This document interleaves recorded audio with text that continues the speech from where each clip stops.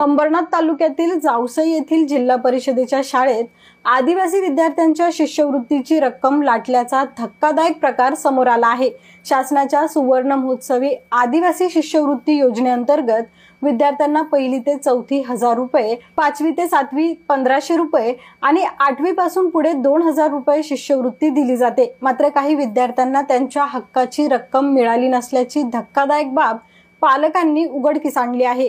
यातील अतिशय गंभीर बाब म्हणजे शाळेच्या रजिस्टरवर शिष्यवृत्तीचे पैसे दिल्याची नोंद असून पालकांच्या अंगठ्याचे ठसे व स्वाक्षऱ्या दिसत आहेत, पण हे ठसे व स्वाक्षऱ्या बनावट असल्याचा गंभीर आरोप पालकांनी केला आहे। या संदर्भात पालकांसह वांगणी महाराष्ट्र नवनिर्माण सेनेचे विभाग अध्यक्ष जयेश केवणे यांनी गट शिक्षण अधिकारी विशाल पोतेकर यांच्याकडे लेखी तक्रार केली आहे। तसंच विद्यार्थ्यांच्या हक्काचा पैसा हडप करणाऱ्यांवर चौकशी करून कठोर कारवाई करण्यात यावी अशी मागणी देखील केली आहे। माझं नाव सुनीता वसंत वाघे। माझी मुलगी आता 3 वर्ष घरात होती, आता 9वीला बसवली। शाळेमध्ये चौकशी केली, तिला 8वीचे पैसे भेटले नाही। शाळेवाले बोलतात तुम्ही बोलता पैसे घेतल्यात, इथं अंगठा पण दिलेले आहेत। मी शाळेवाल्यांना शिक्षणाला बोललो का माझ्या अंगठाने सही आहे, त्याही काय सांगितलं ते बोलतात तुम्ही पैसे घेतले। त्याही बघितलं, माझे एक नाही 2 पोरं होती, पोऱ्या एक त्याच्या पैसे भेटले ना त्याचं, तर मी सही केलेली आहे आणि पोरीचं पैसे नाही भेटले, तिथं अंगठा दिलेला आहे। मग मी पैसे पण नाही घेतला ना, मी अंगठा पण नाही दिलेला आहे। घरातला माणूस कोण येणार पण आहे, त्यांचा बाप कामाला जातो ना, शाळेमध्ये काही कार्य असलं तर मी देतो, दुसरा कोण नाही। आता काय मागणी, माझ्या पोरीचा 8वीचा पैसे भेटू दे मला, गरीब लोकांचे पैसे किती खाणार आहे। ते बोलतात देते तुम्हाला पैसे आम्ही मिळवून। शाळा जावसई येथे सन 2022-23, 23-24 या वर्षामध्ये जो काही शिष्यवृत्ती संदर्भात आदिवासी लोकांबाबत जे काही प्रतारणा झाली आहे त्याच्या संदर्भात आपल्याकडे अर्ज आला होता। त्याची शहानिशा करण्यासाठी आपण माहिती अधिकार टाकला होता, परंतु त्याच्यावर कोणतीही कारवाई केली जात नाही अद्याप।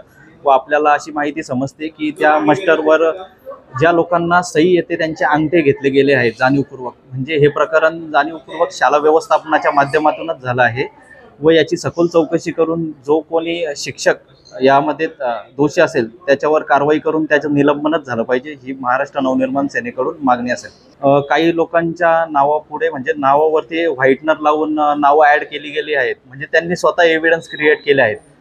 तसेच आणखी एक केस आहे का एक लेडीज आहेत, त्या स्वतः सही करतात परंतु त्यांच्या नावापुढे अंगठा लावला गेला आहे। इतकेच स्ट्रॉंग एव्हिडन्स असताना चौकशीला वेग का येत नाही, हा प्रामुख्याने प्रश्न उपस्थित होत आहे। व जाणीवपूर्वक हे प्रकरण शिक्षण विभागामार्फतच दाबलं जात आहे का, याचा सुद्धा सखोल अभ्यास करावा लागेल। शिक्षण अधिकाऱ्यांची आता आम्ही भेट घेत आहोत थोड्याच वेळात व त्यांना निवेदन देत आहोत, पुन्हा एकदा त्याची आठवण करून देत आहोत की आपण आपले कर्तव्य बजावण्यास दिरंगाई करत आहात, ते तात्काळ उचलून त्याच्यावर कारवाई करा। शिष्यवृत्ती थेट विद्यार्थ्यांच्या बँक खात्यात जमा होते, मात्र विद्यार्थ्यांचे खाते KYC किंवा इतर तांत्रिक कारणांनी बंद असल्यास शिष्यवृत्ती शाळेकडे परत येते। संबंधित शाळेच्या मुख्याध्यापकांनी सांगितल्याप्रमाणे विद्यार्थ्यांची ही शिष्यवृत्ती त्यांच्या पालकांकडे रोख स्वरूपात दिली आहे। याबाबत शाळेतील हे रजिस्टर आम्ही ताब्यात घेतले असून पालकांच्या तक्रारीनुसार चौकशी करण्यात येत आहे। चौकशी अहवाल शिक्षण विभाग आणि जिल्हा परिषदेला सादर करण्यात येणार असल्याची माहिती गट शिक्षण अधिकारी विशाल पोतेकर यांनी दिली आहे। सुवर्ण महोत्सवी आदिवासी शिष्यवृत्ती योजना ही प्राथमिक शाळेतल्या विद्यार्थ्यांसाठी योजना आहे। तर त्याच्यामध्ये 1ली ते 4थी पर्यंत 1000 रुपये आणि 5वी ते 7वी पर्यंत 1500 रुपये आणि 8वी पासून पुढे 2000 रुपये असा प्रति विद्यार्थी लाभ दिला जातो।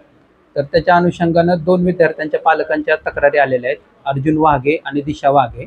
तर त्या तक्रारींची सध्या चौकशी चालू आहे आणि जशी चौकशीचा रिपोर्ट येईल तसा रिपोर्ट आम्हाला शिक्षणाधिकारी प्राथमिक जिल्हा परिषद ठाणे यांनी मागवल्याप्रमाणे त्यांना तो रिपोर्ट पाठवला जाईल। आपण याबाबत शाळेकडून काही माहिती मागवली आहे का?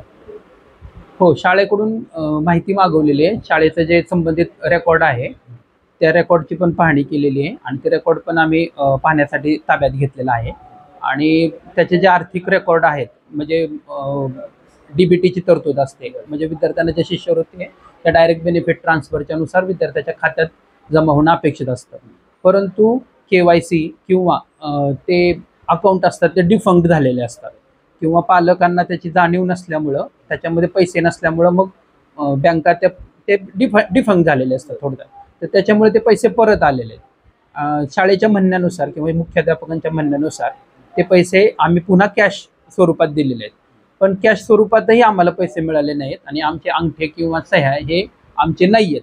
अशा प्रकारच्या तक्रारी ह्या विद्यार्थ्यांच्या पालकांकडून प्राप्त झालेल्या आहेत. त्याची चौकशी चालू आहे.